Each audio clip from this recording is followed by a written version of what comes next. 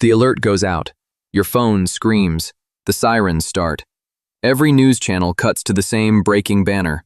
And in that moment, in the first 60 seconds of a war alert, most people's minds do something that will determine whether they survive the next 72 hours. They don't run. They don't fight. They don't freeze in the Hollywood sense. They make a specific series of psychological mistakes, invisible, automatic, incredibly dangerous, that most people will never even recognize as mistakes until it is far too late to correct them. Today I'm going to walk you through every single one. Because the people who die in the chaos following a war alert, historically, repeatedly, documented across every major conflict of the last 100 years, don't die because they lacked gear. They die because their minds went wrong in the first few minutes. Let's make sure yours doesn't. The first psychological mistake is the one that kills the fastest. I call it the freeze loop. The moment the alert hits, most people don't act. They watch. They refresh. They call someone. They wait for more information. They stand at the window. They go back to their phone. They watch again. Loop. Loop. Loop. This is not cowardice. It is biology. When the human brain encounters a threat that has no immediate physical form, no predator to see, no fire to smell, it enters what psychologists call an ambiguity paralysis state. The threat is real, but non-specific. The brain cannot find a physical action to execute, so it defaults to information-seeking behavior instead. Watch the news. Refresh the feed. Call someone who might know more. Repeat. Every minute spent in the freeze loop is a minute not spent on the actions that actually increase survival probability. History documents this precisely. During the London Blitz in World War II, researchers studying civilian behavior found that the first 15 minutes after an air raid siren, before any bombs had actually fallen, produced the highest rate of civilian injury, not from the attack, but from panicked, uncoordinated movement, triggered by breaking out of the freeze loop too late and too suddenly. The fix. Pre-make your first 5 decisions before any alert. Not during the alert. Before. Write them down. Practice them. Know them so well that when the alert fires, your brain doesn't need to decide. It only needs to execute. Decision 1. Where do I go first? Decision 2. Who do I contact immediately? Decision 3. What do I grab in the first 90 seconds? Decision 4. What is my primary exit? Decision 5. Where is my fallback location? Pre-made decisions bypass the freeze loop entirely.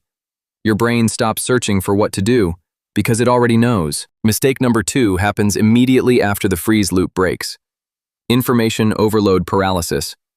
The moment people start moving, the first instinct is to find out exactly what is happening. They pull up 5 news sources, check 3 social media feeds, call 2 people, have a TV on in the background while reading their phone. The amount of incoming information explodes. Most of it is contradictory. Some of it is false. All of it is fragmentary and incomplete. And the brain, trying to build a complete picture before acting, gets stuck again. Not in a freeze, but in a processing loop, sorting, evaluating, waiting for clarity that never comes. In a war alert scenario, clarity never comes in time. The situation is moving faster than the information. Every intelligence and military survival training program teaches the same principle. You will never have complete information. You must act on incomplete information, deliberately, decisively, with the understanding that your picture will always be partial. Waiting for a complete picture is not caution. In an active alert situation, it is a fatal delay.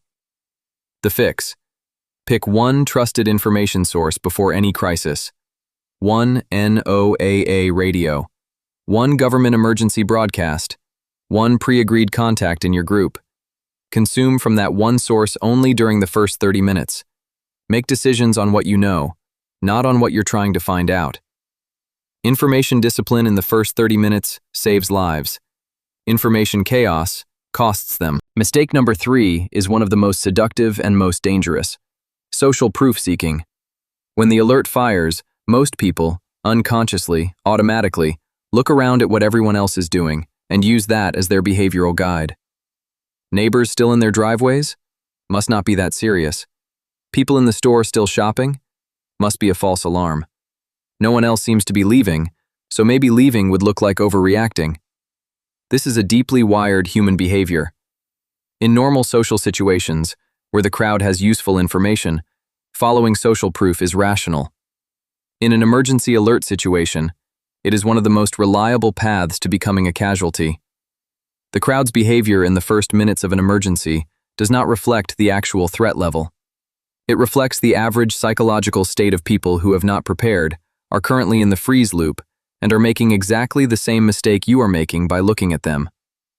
You are not getting information from the crowd. You are getting their paralysis. Researchers studying evacuation behavior during emergencies consistently find what they call the milling effect. People clustering, talking, watching each other, delaying departure, because no one wants to be the first to move and appear to be overreacting. The people who leave first, before social proof catches up, consistently have the best outcomes. The fix. Your plan, not the crowd, is your behavioral guide. If your plan says leave, you leave. Regardless of whether your neighbors are still in their driveways, regardless of what the people around you are doing, the crowd will catch up. By then, the road will be jammed and the shelves will be empty. Move on your plan, not on their paralysis. Mistake number 4 is the quietest and most insidious on this list: the normalization reflex. The human brain has a powerful drive toward normalcy. It is deeply uncomfortable with sustained threat states.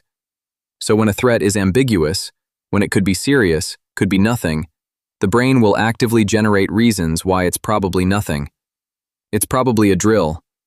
The government would have said more if it was real. It's probably a technical glitch. These things always turn out to be false alarms. This kind of thing doesn't happen here. Every one of those thoughts is the brain performing threat downgrading, reducing the perceived severity of a threat to restore psychological comfort. This is well documented as a primary cause of civilian casualties in every war and every major crisis event. People who had time to act and chose not to, not because they lacked information, but because their brain persuaded them the information wasn't real enough to act on. The fix. Establish a personal trigger threshold in advance, not a feeling, a rule. If X happens, I act, regardless of how it feels, regardless of what my brain is telling me about whether it's real. If the alert is official, I act. If the sirens run for more than 60 seconds, I act. If my pre-designated contact sends the word, I act. Rules override the normalization reflex. Feelings cannot be trusted to do so. Mistake number 5. Task fixation. This is the mistake of the person who actually starts acting, but then gets stuck on a single task and cannot move past it. They start packing a bag and spend 45 minutes optimizing what goes in it, while the window for safe evacuation closes. They start trying to reach one specific person by phone and keep calling the same number for 30 minutes while the network jams. They decide to secure one specific thing in the house and get absorbed in the physical task while time collapses around them. Task fixation is what happens when the brain, finally broken out of the freeze loop, pours all its energy into one concrete action as a way of managing the anxiety of the larger, unmanageable situation. Doing something feels better than deciding, so the brain keeps doing that one something, long past the point where it serves any survival purpose. The fix. Use the 90-second rule. Any single task in the first phase of an alert gets a maximum of 90 seconds. When 90 seconds is up, you move to the next task on your pre-made list, regardless of whether the first task is complete. A half-packed bag you left with is better than a perfectly packed bag you never left with. A call you attempted and couldn't complete is better than 30 minutes of redialing. 90 seconds. Then move. Mistake number 6 is one that comes from other people, but the damage happens inside you. Emotional contagion. When a war alert fires, you will be surrounded by people who are panicking. Visibly, loudly, contagiously panicking. And unless you have specifically trained against it, that panic will transfer to you. Not as a choice, as a biological mechanism. The human nervous system is wired for emotional synchrony with the people around it. It is why we yawn when others yawn, laugh when others laugh, and, critically, panic when others panic. In a war alert environment, The emotional atmosphere can shift from manageable tension to full panic cascade within minutes, especially in dense environments like apartment buildings, shopping centers, or public transport. The fix. Physical regulation first, always. Tactical breathing. 4 counts in, 4 counts hold, 4 counts out. Do this before you make any decision in the first 5 minutes of an alert. This is not meditation. This is neuroscience. Tactical breathing activates the parasympathetic nervous system and physically reduces the cortisol spike that produces panic. It takes 90 seconds, and it works. Do it before you pack, before you call, before you move. 90 seconds of breathing buys you hours of rational decision-making. The calmer person in a panicking group becomes the anchor. The anchor saves lives, starting with their own. Mistake number 7 is the one that costs people everything they worked for. Wrong priority order. When people finally start acting in a war alert, they almost universally prioritize the wrong things first. They grab valuables, jewelry, cash, electronics, before they grab survival essentials. They spend time notifying extended social contacts before they execute their primary movement plan. They focus on comfort items, familiar objects, sentimental items, before they focus on water, medical, and communication. They take photographs and video of what's happening, instead of using that time to move. This is not stupidity.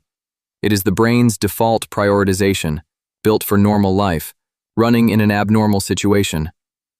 What actually keeps you alive in the first 72 hours?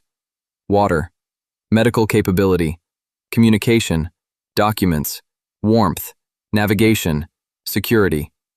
What does not keep you alive in the first 72 hours? Cash, electronics, valuables, sentimental items.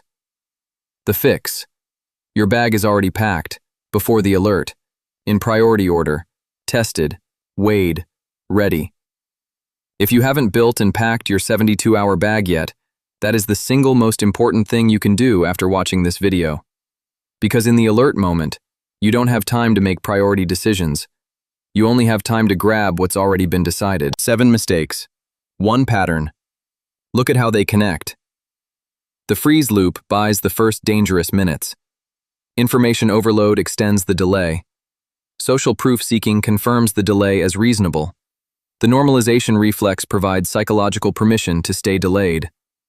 Then, when the brain finally breaks through, task fixation channels all that released energy into one unproductive direction. Meanwhile, emotional contagion from the people around you accelerates the degradation of rational thought. And wrong priority order means that even the actions you do take are the wrong ones. 7 individual mistakes, but they form one unified system of failure, each one creating the conditions for the next. The person who survives a war alert scenario doesn't avoid 1 or 2 of these mistakes. They have systematically pre-addressed all 7 before the alert, so that when it fires, none of them have space to operate. None of that is built during the alert. Every single piece of it is built right now. Your action plan. 7 things. 1 per mistake. Do 1 per day this week. Day 1. Write your first 5 decisions.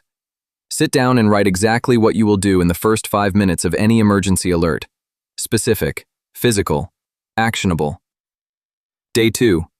Designate your 1 information source. Decide right now which single source you will use in the first 30 minutes of a crisis. Buy a NOAA weather radio if you don't have one. Day 3. Define your personal trigger threshold.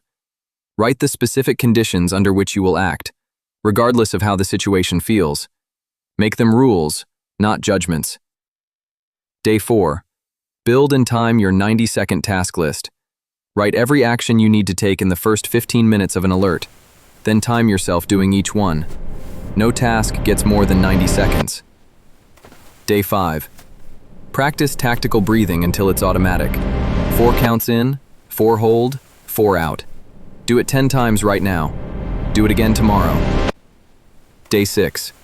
Pack your 72-hour bag.